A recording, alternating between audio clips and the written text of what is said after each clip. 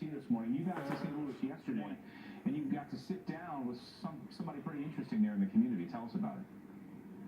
Yeah, I got to spend some time with the police chief here in St. Louis, Chief Watson, and talk about what his department is facing 2 years after Ferguson.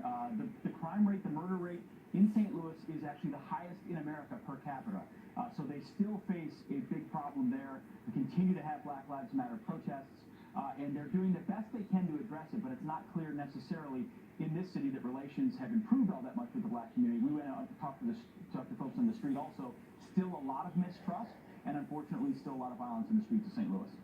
So it sounds like they're following Hillary Clinton's prescription, and it doesn't sound like it's working all that well. Was that your take? Yeah.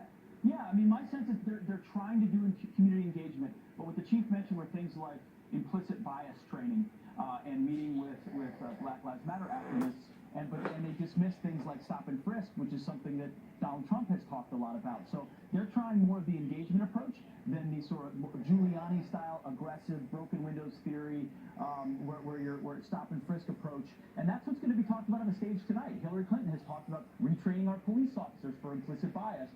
And I think what you see is a bit of a morale crisis, and the chief even acknowledged that within his own force.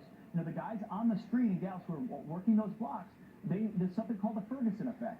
What do I do if I'm engaged? If I do have to use my firearm, am I going to become the middle of a firestorm and my family targeted? So they're grappling with real-life questions, but the policing, the way they're approaching it, very much mirrors in some ways what Hillary Clinton's proposing. And Pete, you remember from the last debate, of course, Donald Trump brought up stop and frisk. He's a fan of stop and frisk, what it did for New York City and other areas.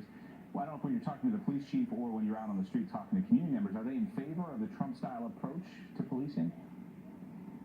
No, I mean, stop and frisk was not something they favored. They said it had a tendency toward racial profiling. Obviously, a substantial minority community here in St. Louis, but the point that Donald Trump makes, and I think a lot of law enforcement folks make it, it's not about white or black. Everybody deserves a peaceful environment in their community, so stop and frisk doesn't have to include that. The other variable here, very open carry laws with the Second Amendment in Missouri and in St. Louis. So the police force there deals with open carry and what they think is an abundance of guns in the inner city.